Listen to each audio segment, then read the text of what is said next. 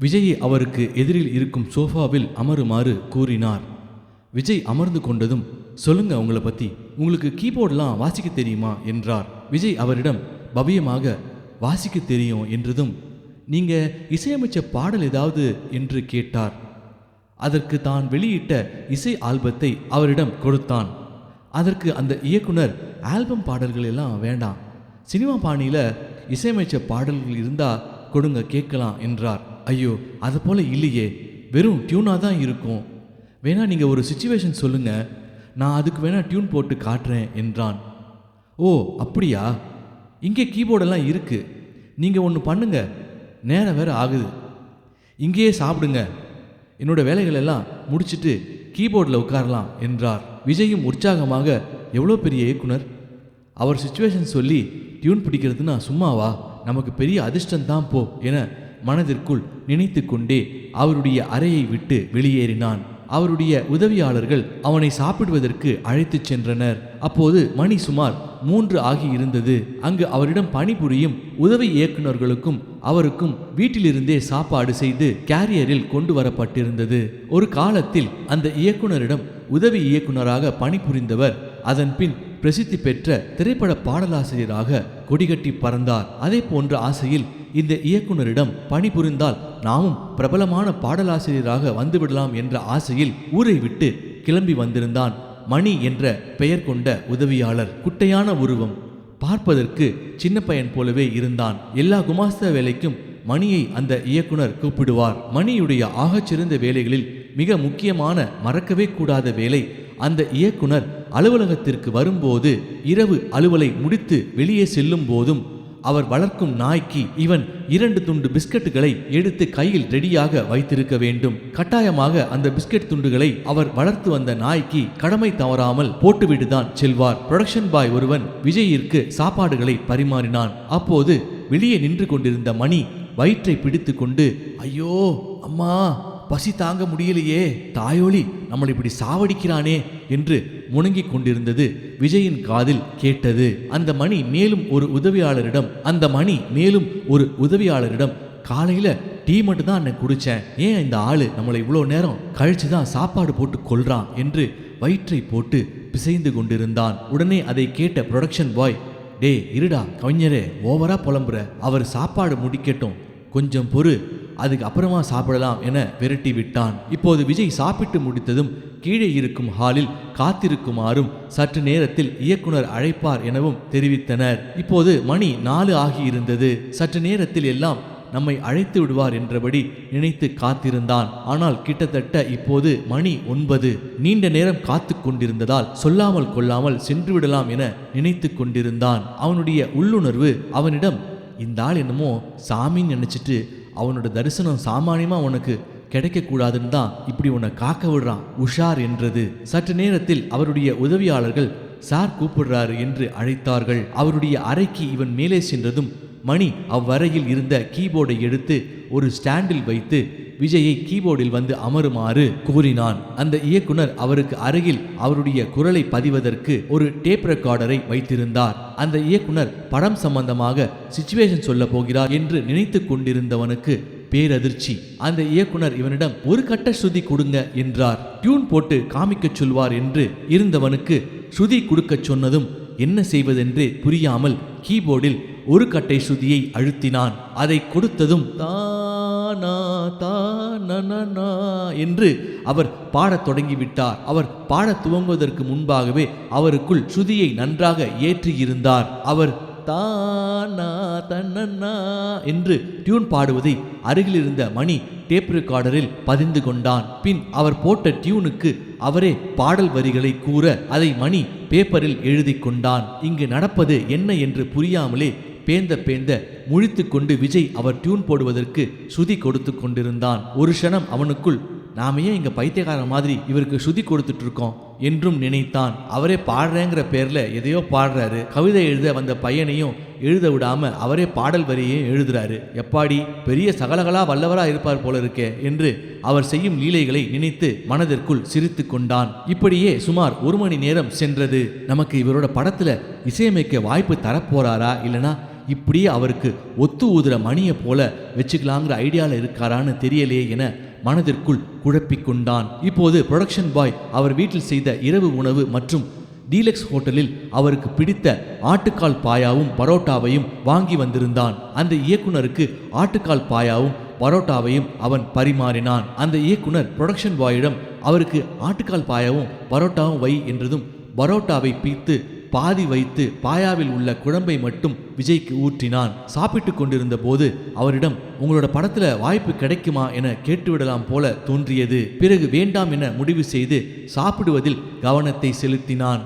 இவன் அவர் அருகில் சாப்பிட்டு கொண்டிருந்த போது நாளைக்கு வரீங்களா என கேட்டார். சுதாரிப்பான இவன் நாளைக்கு கொஞ்சம் வீட்டு விஷயமா ஊருக்கு போறேன் சார் என மழுப்பினான். அப்போ ஒன்று செய்யுங்க, நீங்களே டியூன் போட்டு இசையமைச்சு டம்மியா ஏதாவது வார்த்தைகளை போட்டு ரெடி பண்ணிட்டு வந்துருங்க, கேட்டு பார்ப்போம் என்றார். அவருடைய டிரைவரை அழைத்த இயக்குனர் என்னை வீட்டில் விட்ட பிறகு இவரை கொண்டு போய் வீட்டில் விட்டுடுங்க என்றார். அதன்படியே அவருடைய பட்டாளம் அனைத்தும் அலுவலகத்திலிருந்து அருகில் இருக்கும் அவருடைய வீட்டிற்கு அவரை விட்டு வர ஆயத்தமாயினர். முன்பே சொன்னார் போல் மிகுந்த பவ்யமாக மணி கைகளை கட்டிக்கொண்டு நாய்க்கு போடுவதற்காக பிஸ்கட்டுடன் காத்திருந்தான். அதன் பின் முன்னும் பின்னுமாக இரு கார்களில் ஏறி அவருடைய வீட்டை சென்றடைந்தனர். அவருடைய வீட்டை சென்றடைந்ததும் அவருடைய உதவியாளர்கள் அனைவரும் படபடவென காரிலிருந்து பதறிக்கொண்டு இறங்கினார்கள். ஆனால் விஜய் மட்டும் இறங்காமல் எப்படியோ நம்ம வீட்டுக்கு தான் கொண்டு போய் விட போகிறார்கள் என்றபடி காரின் உள்ளே அமர்ந்திருந்தான். அவன் காரை விட்டு கீழே இறங்காததை கவனித்த இயக்குனர் வெளியே இருந்தபடி காரின் கண்ணாடி வழியாக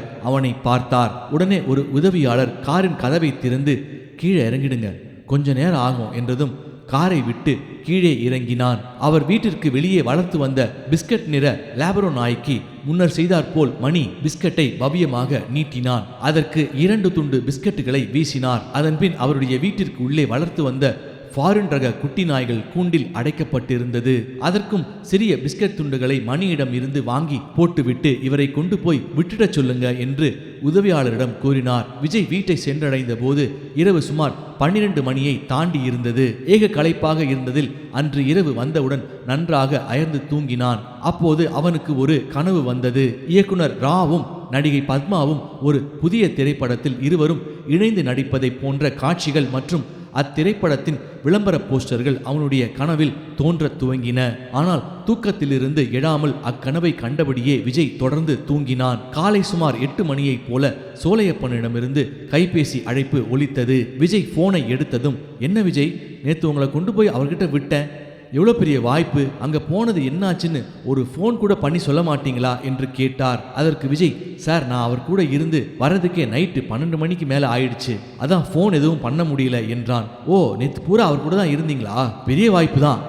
என்ன சொன்னார் என கேட்டார். அவர் ஒன்றும் சொல்லலை சார், டம்மியாக ஏதாவது பாட்டு போட்டு ரெடி பண்ணிட்டு வந்து பார்க்க சொன்னார் என்றான். ஒரு 11 மணிக்கு என்னை வந்து வீட்டில் பாருங்க என்று சோலையப்பன் கூறினார். இந்த ஆள் நம்ம கிட்ட இருந்து ஏதோ பணம் கறக்க தான் திட்டம் போடுறான் என்று அறிந்து கொண்ட விஜய் எதுக்கு பார்க்கணும் என்று வெடுக்கென்று கேட்டான். இந்த பதிலை அவனிடமிருந்து எதிர்பார்க்காத சோலையப்பன் இல்ல என்று பம்மினார். பின் அவனிடம் நீங்க நேற்று நைட்டு லேட்டா வந்தது களைப்பா இருப்பீங்க, உங்க வீடும் என் வீட்டு பக்கத்துல தான் சொன்னீங்க, நான் வேணா உங்களை 12 மணிக்கு பார்க்க வரேனே என்று பவ்யம் காட்டினான். கடுப்பான விஜய் ரொம்ப கெஞ்சினான், வந்து தொலைக்கட்டும் என்று தனது முகவரியை கூறினான். பின் கடுப்புடன் பத்மாவை அழைத்தான். அப்போது பத்மாவின் உதவியாளர் சித்ரா இவனுடைய அழைப்பை எடுத்தாள். இவனுடைய பெயரை பத்மா தனது கைபேசியில் பதிந்து வைத்திருந்ததால் சித்ரா போனை எடுத்ததுமே சொல்லுங்கண்ணா, பாப்பா ஒரு படத்தோட போட்டோஷூட்ல இருக்கு, அதான் ஏதாவது முக்கியமான விஷயமானா என்றாள். விஜய் சித்ராவிடம் எந்த படம், யார் நடிகர் என்று விசாரிக்க தொடங்கியதும் பயந்த குரலில் அவள்